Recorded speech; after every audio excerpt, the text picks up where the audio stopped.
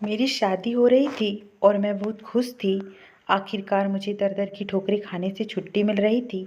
एक मजबूत साहिबान जो मैं चाहती थी, वो मुझे अब मिलने वाला था।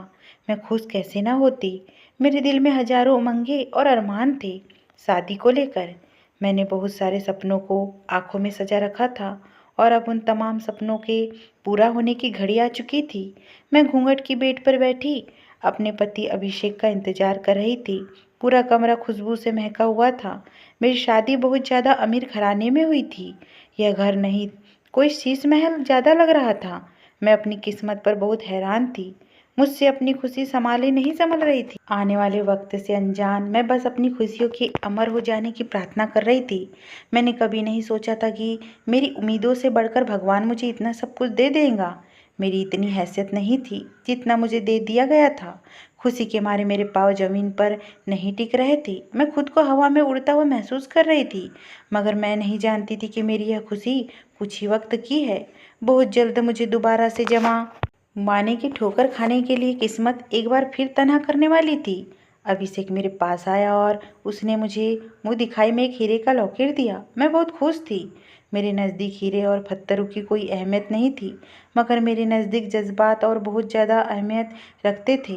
और मैं बहुत खुश थी कि अभिषेक मुझे बेइंतहा मोहब्बत करता था। मैं जितना भी भगवान का धन्यवाद करती उतना कम था, जिसने मुझे इतनी खुशियाँ दी थी। शायद मेरी उम्र भर दुखों का सिला मुझे मिल गया था। अभिषेक रात को देर रात तक मेरा हाथ थामे मुझसे बातें करता रहा और अपना हाल दिल बयां करता रहा कि कैसे वह मुझे पहली बार देखने के बाद दीवाना हो गया था। मैं इतनी ज़्यादा हसीनों में तो नहीं थी। ना जाने अभिषेक मुझ पर ऐसा क्या नज़र आया था कि वो मेरे लिए अपने पूरे खानदान से लड़ चुका था और सबसे जीतकर मुझे अपनी ज़िंदगी के सफ़र में शामिल कर चुका था, जहाँ मैं उसकी हमसफ़र बनकर उसके कंधे से कंधा मिलाकर चलने वाली थी। और मैंने यही बात अभिषेक से पूछी तो अभिषेक ने प्यार से मेरा हाथ थाम लिए और कुछ देर तक मुझे देखता रहा और फिर मेरा हाथ पकड़कर मुझे आईने के सामने लाकर खड़ा कर दिया। कहने लगा, तुम्हारी आंखों के गहरे समंदर में मैं डूब गया था। शायद तुमने अपनी आंखों की खूबसूरती पर गौर नहीं किया है। मुझे इन आंखों ने ही तो दीवाना किया है और ऊपर से तुम्हारे चेहरे की यह मासूमियत मेरे दिल का चैन लूट ले गई थी। और मैं पहली नज़र में तुम पर दिल हार बैठा था। मैंने देखा वाकई मेरी आंखें बहुत खूबसूरत थी। अनाथ आश्रम में भी लड़कियां मेरी आंखों की खूबसूरती की चर्चाएं करती थी, लेकिन मैंने कभी ध्यान ही नहीं दिया था। आज अभिषेक के कहने पर ध्यान दिया। सच में मेरी आंखें बहुत खूबसूरत थी और अभिषेक के प्यार की लाली मेरे चेहरे पर फैली हुई थी, जो मेरे बादामी रंगत को खूबसूरत बना रही थी। दिन पर लगाकर उड़ गई। 3 दिन कैसे बीत गए मुझे पता ही न चला। मैं तो बस अपने पति के प्यार में डूबी उसकी मोहब्बतों को महसूस करती रही थी। ये 3 दिन मेरी ज़िंदगी के खुशकिस्मत दिन थे। अभी मैं ज़िंदगी को अच्छे से महसूस भी नहीं कर पाई थी कि जुदाई की घड़ी करीब पहुंची। अभिषेक के बाहर जाने का वक्त हो चुका था। अभिषेक के बिजनेस हर जगह फैला हुआ था, इंडिया में भी और इंडिया से बाहर भी। अभिषेक को ज़रूरी काम विदेश जाना पड़ रहा था। उसके बाहर जाने की खबर सुनकर मेरी सारी खुशियाँ खत्म हो गई थी। मेरा दिल अजीब तरह के असंदेश में डूब गया था। मुझे ऐसा लग रहा था जैसे मैं कोई खूबसूरत सपना देख रही थी, जिससे अब मेरी आँख खुलने वाली है और मैं दोबारा उसी सहारा की नज़र होने वाली हूँ जिसमें जलते हुए मैंने अपनी ज़िंदगी का सफ़र किया था। अभिषेक खुद भी मुझसे दूर जाते हुए बहुत उदास था। जाने से पहले वह बहुत देर तक कमरे में मेरे पास बैठा रहा था और मुझे समझाता रहा था कि मैं जल्दी ही लौट आऊँगा, तुम उदास मत होना। मैं तड़प कर उसके चौड़े सीने से लिपट गई थी। मुझ में हिम्मत नहीं थी कि मैं अभिषेक की जुदाई सह सकती। अभिषेक ने भी कसकर मुझे बाहों में भर लिया था। उसने मेरे आंसू पोंछते हुए मुझे दिलासा दिया था कि मैं फ़ोन पर तुमसे बात करता रहूँगा और जल्दी ही लौट कर आने की कोशिश करूँगा। मैंने देखा अभिषेक की आंखें गीली हो गई थी और मैं यह कैसे बर्दाश्त कर सकती थी कि मेरी वजह से अभिषेक की आंखों में आंसू आए। मैं जल्दी से अपने आंसू साफ कर ली और चेहरे पर मुस्कुराहट सजाकर कहा कि आप जाइए, मैं आपका इंतज़ार करूंगी। जल्द ही आने के वादा करके वह रुखसत हो गया था। मेरी आंखों से तो आंसू थम ही नहीं रहे थे। मैं बर्दाश्त की आखिरी हद पर थी और उसे अलविदा कर रही थी। मुझे समझ नहीं आ रहा था यह मेरी ज़िंदगी की नई शुरुआत थी या मैंने कोई सपना देखा था। अभिषेक के साथ ने मेरे जिस्मो जहां को अपनी मोहब्बत के जादू में कैद कर दिया था। मेरा दिल बहुत बेकरार हो रहा था। मुझे अपने पति की याद बहुत ज़्यादा सता रही थी और मुझे बहुत ज़्यादा घबराहट भी महसूस हो रही थी। ऐसा लग रहा था कि जैसे मेरे साथ कुछ बुरा होने वाला है। मगर इस सब बुरे ख्यालों को अपने दिमाग से निकाल कर अभिषेक की यादों में गुम मैं सारा दिन अपने कमरे में ही बैठी रही। बाकी तमाम घर वाले अभिषेक को एयरपोर्ट छोड़ने गए थे, मगर मुझ में इतनी हिम्मत नहीं हुई थी कि मैं उसे छोड़ने चली जाती। और अभिषेक भी नहीं चाहता था कि मैं उसे जाते देखकर टूटकर बिखर जाऊं और वह मुझे कोई संभालने वाला ना हो। जाने से पहले उसने अपने माँ और अपने घर वालों से वादा लिया था कि वह आरती का पूरा ख्याल रखना, आरती का दिल बहलाने की कोशिश करना, आरती को किसी चीज़ की कमी महसूस मत होने देना। आरती मेरी जान है और मैं आरती के बिना नहीं रह सकता। इस बात का हमेशा ध्यान रखना, जिस पर उन्होंने मुस्कुराते हुए वादा किया था। मगर उसकी माँ ने जब मेरी तरफ देखा तो उसकी कांटेदार नज़रों से मैं सहम सी गई थी। मैं नहीं जानती थी कि आगे आने वाले हालात कैसे होगी, मगर मैं खुद को संभाल लेना चाहती थी। मुझे मेरी सास की कांटेदार नज़र अच्छी तरीके से याद थी। मैंने सोच लिया था कि मैं सब्र का दामन थामे मैं रहूंगी। वह मेरे साथ जैसा भी सुलूक करेंगी मैं बर्दाश्त कर लूंगी, क्योंकि जल्द ही अब मेरा पति वापस आने वाला था। जहाँ मैंने इतने सारे दिन सब्र किया था, वहाँ कुछ दिन और सब्र करने के लिए ज़्यादा मोहब्बत करने लगी थी। उसे छोड़ देना या उससे जुदा हो जाने का तो मैं सोच भी नहीं सकती थी। ऐसी सोच ही मुझे तकलीफ देती थी। मगर मैं नहीं जानती थी कि मेरे अभिषेक भी वहाँ तड़पते हैं। मैं अभिषेक से बहुत ही जुदाई मेरे मुकद्दर में इस तरह लिख दी गई थी कि मैं टूटकर बिखर ही जाऊंगी। मेरी सास और बाकी लोग एयरपोर्ट से वापस घर आए तो उनके तेवर ही बदले हुए थे। उन्होंने एक पल भी न लगाया, मुझे घर से निकालने की पूरी मनसूबाबंदी कर ली। मगर मैं खुद पर आने वाली कयामत से बिल्कुल अनजान थी। मैं तो बस इस घर में सब्र करके गुजारा करने का सोची हुई थी, जबकि यहाँ यह लोग मुझे घर में बर्दाश्त करने के लिए भी तैयार नहीं थे। वह लोग जो कुछ वक्त पहले मेरे पति के साथ हंस हंस कर बातें कर रहे थे और मेरा ख्याल रखने का विश्वास करवा रहे थे, अब मुझे दुख और तकलीफ देने में कोई कसर नहीं छोड़ रहे थे। मेरी सास मेरे पास आई और मुझसे कहा कि चुपचाप मेरे घर को छोड़ दो, क्योंकि तुम मेरे बेटे की वजह से इस घर में थी और मैं अपने बेटे की वजह से ही तुम्हें बर्दाश्त कर रही थी। अब मेरा बेटा चला गया तो मेरी सब मजबूरियां भी ख़त्म हो गई है, इसलिए चुपचाप अपना बोरियां बिस्तर बांधकर यहाँ से चली जाओ। मेरी सास की बात सुनकर मेरे सर पर तो आसमान टूट पड़ा था। मगर ना जाने मुझ में इतनी हिम्मत कहाँ से आ गई। मैं घर से बाहर जाने से साफ इनकार कर दिया। मैंने कहा मैं यह घर छोड़कर नहीं जाऊंगी। यह मेरे पति का घर है, वह मुझसे बहुत प्यार करता है। जब वह मुझे यहाँ नहीं देखेंगे तो वह मेरे लिए बहुत परेशान होगी। वो मेरे लिए रोएंगे, तड़पेंगे और मैं अपने पति को बिल्कुल भी दुखी नहीं करना चाहती। आप जिस तरह कहेंगे मैं आपके घर में रह लूँगी, मगर मुझे यहाँ से मत निकाले। जिस पर उन सबके तेवर बिगड़ गए। उन्होंने मुझे धक्के देकर घर से निकालना शुरू कर दिया। वह लोग बेदर्दी से मुझे खींच रहे थे। मेरी सास ने मुझे बालों से पकड़कर गेट से बाहर फेंक दिया और गेट बंद कर दिया। मुझे एक बार फिर से बेसहारा कर दिया गया था। मुझे अपनी काली किस्मत रोना आ रहा था। मुझसे बढ़कर बदनसीब और कौन हो सकता है। मगर मुझे यहाँ पे हार नहीं माननी थी, क्योंकि अगर मैं यहाँ से निकाल दी जाती तो फिर मेरे लिए इस ज़मीन पर कोई और पनाह नहीं थी। मैं इतनी ज़ोर से ज़मीन पर गिरी थी कि मुझे चोट लग गई, मगर मैं फिर भी तेज़ी से उठी हूँ। दरवाज़ा बजाने लगी। मैं रोती रही, चीखती रही, चिल्लाती रही, उन्हें भगवान की याद दिलाती रही। मगर मेरा रोना चीखना, मेरी बेबसी, मेरा दुख, कोई भी चीज़ उनको मोम नहीं कर सका। यह पत्थर के बने इंसान थे। अगर उनके सीने में दिल होता और अगर उनके अंदर इंसानियत होती तो इस रात के अंधेरे में एक जवान लड़की को यूं धक्के देकर घर से बाहर नहीं निकालते। रात के साए हर तरफ फैले हुए थे। चारों तरफ सन्नाटा था। सिर्फ कुत्तों के भौंकने की आवाज़ आ रही थी, जो इस खामोशी में और भी भयानक महसूस हो रही थी। मेरा दिल बहुत तेज़ी से धड़क रहा था। मुझे बहुत डर लग रहा था और सर्दी भी लग रही थी। मैंने कोई गर्म कपड़ा भी नहीं पहना हुआ था। सर्दी से कांपते शरीर के साथ मैं वहीं ज़मीन पर सिमट कर बैठ गई।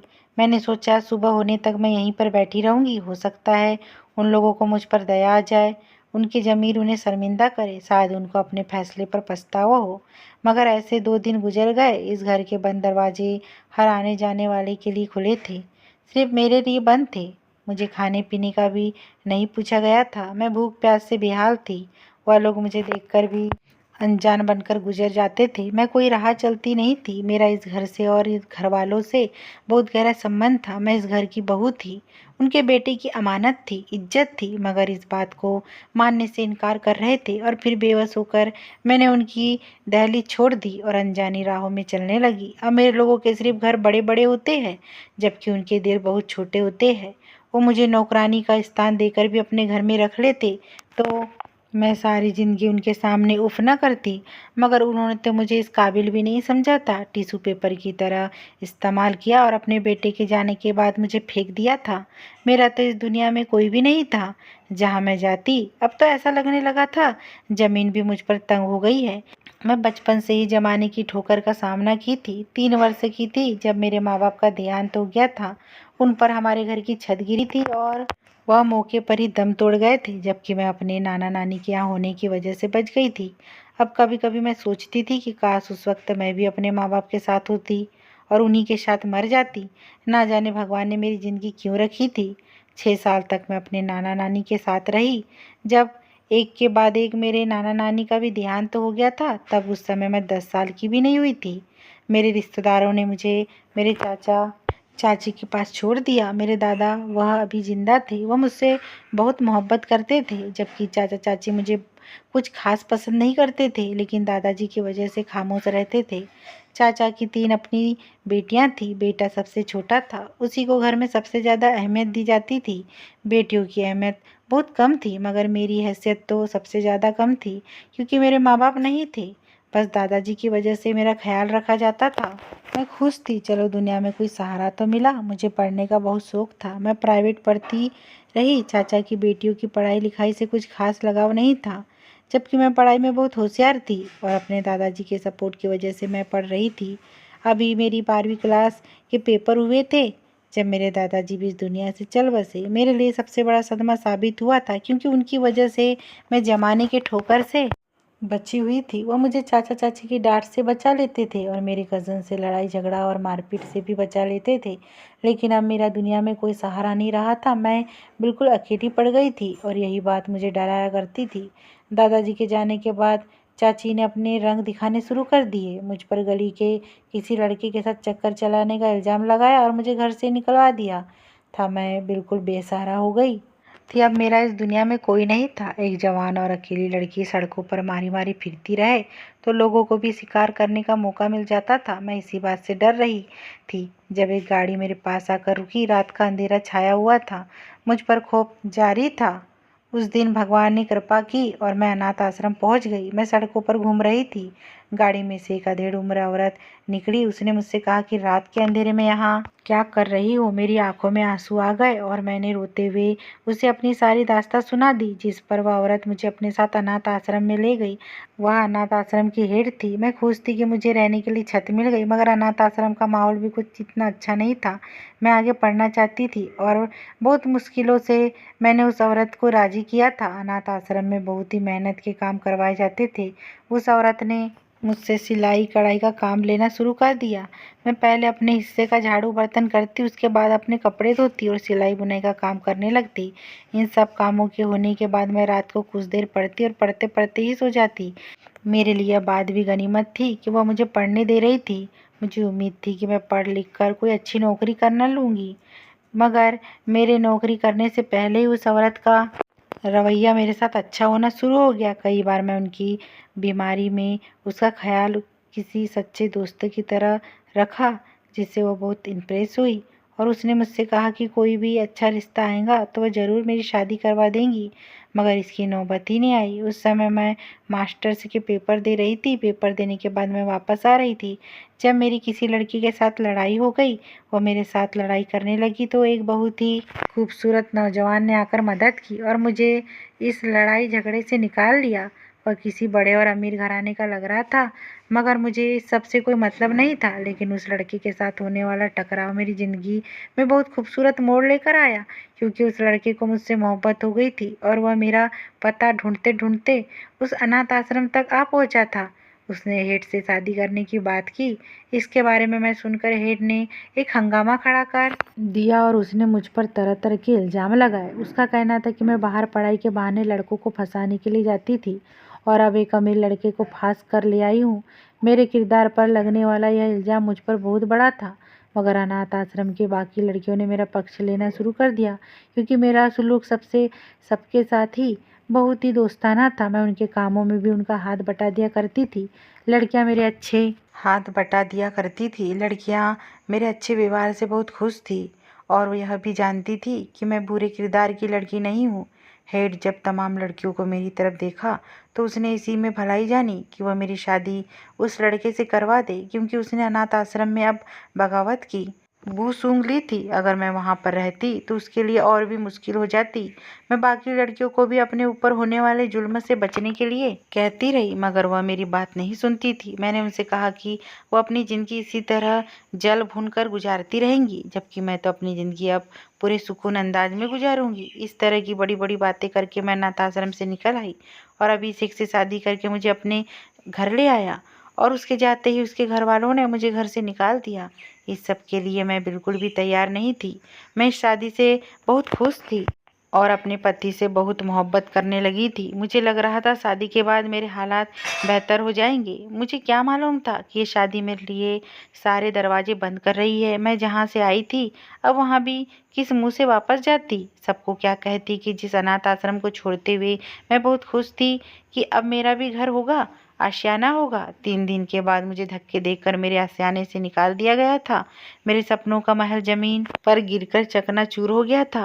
अब मैं फिर उसी अनाथ आश्रम में वापस कैसे जाती, और फिर वहाँ की हेड मुझे अनाथ आश्रम में घुसने भी नहीं देती। ऐसी सोच मुझे दोबारा अनाथ आश्रम में जाने से भी रोक रही थी। जिंदगी में कितने ही दुख तकलीफ और चिंताएं क्यों ना हो, लेकिन हमेशा एक लड़की के दिल में एक आस होती है, उसका पति उसका सहारा होगा।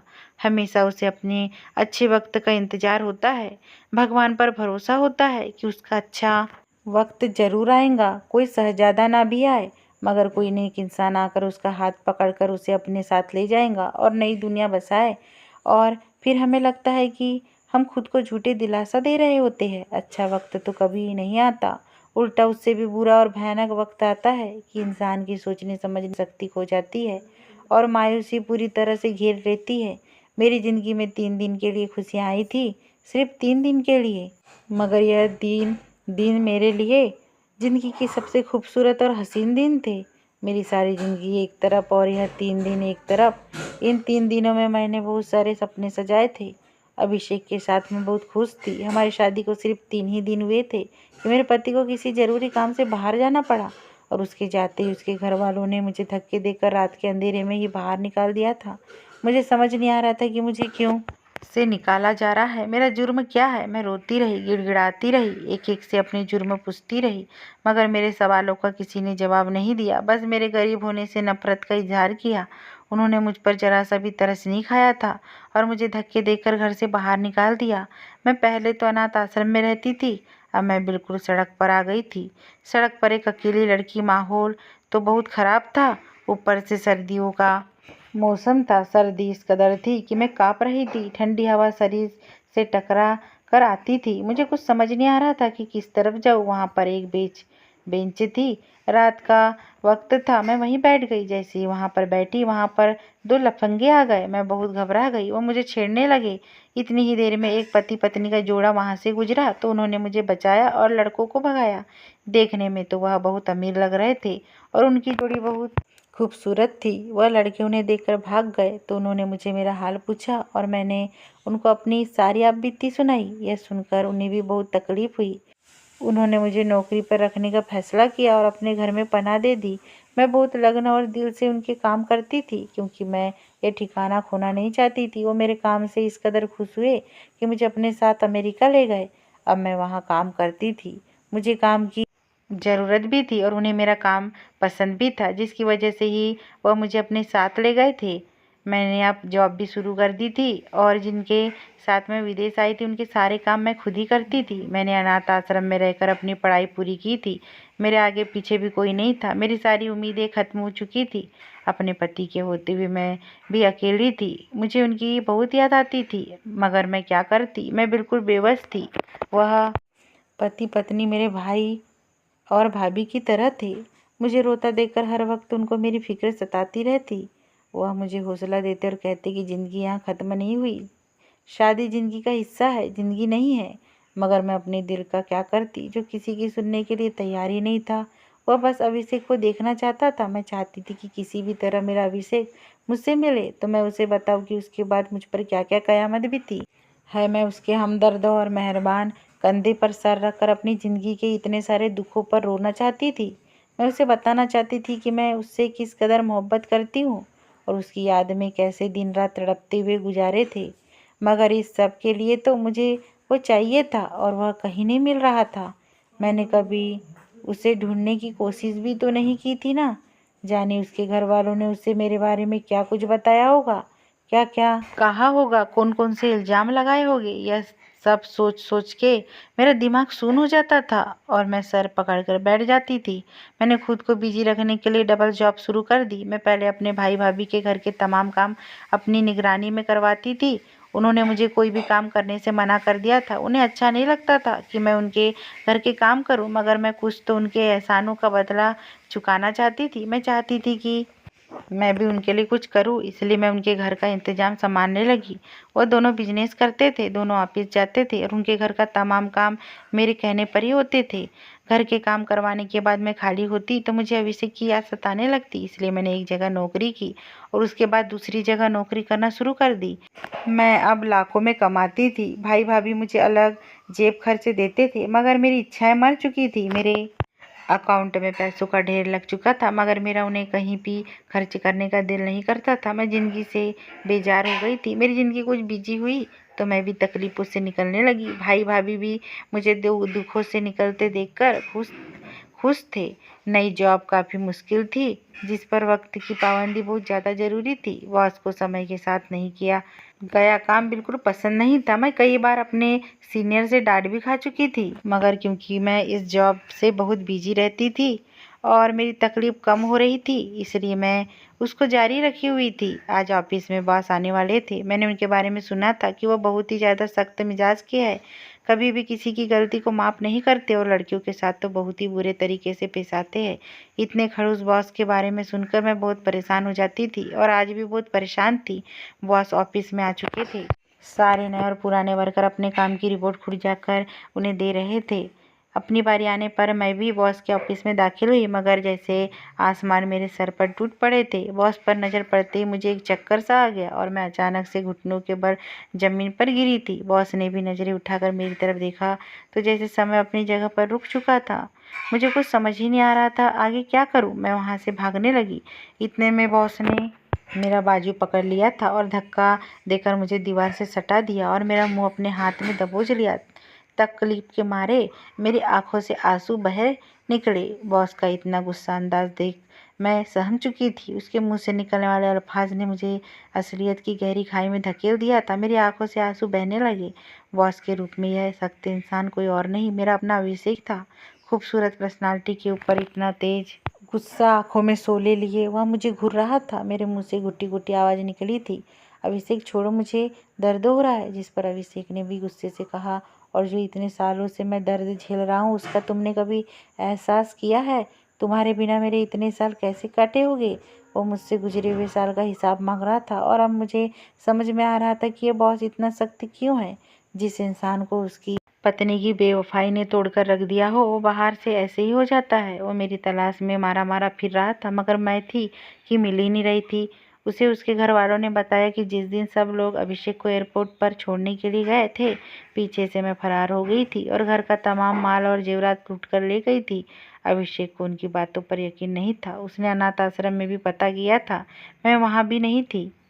वह मुझे तलाश करते करते मायूस हो गया और उसने भी घर वालों की बात पर यकीन कर लिया था।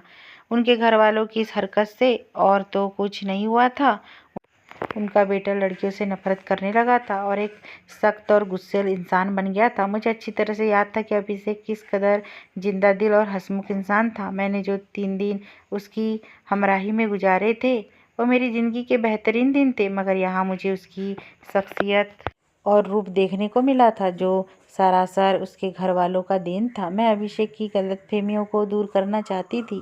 मैं उसे बताना चाहती थी कि मैं उसके साथ कोई बेवफाई नहीं की है।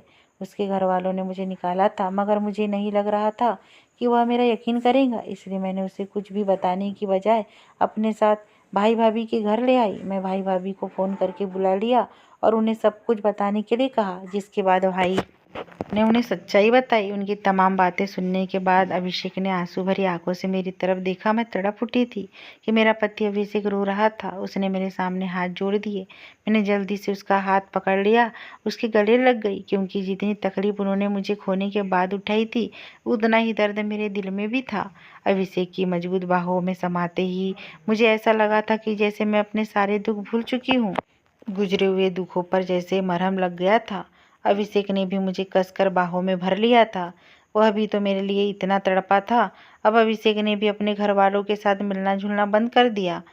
बस कभी कभार फ़ोन पर बात कर लिया करते थे और उन्हें बता दिया कि उन्होंने मुझे ढूंढ लिया है। वह मेरे साथ विदेश में ही रहने लगे और हम बहुत खुशहाल ज़िंदगी गुजारने लगे थे। इतनी तकलीफ़ें और आजमाइश झेलने के बाद मेरी ज़िंदगी में भी सवेरा आ चुका था।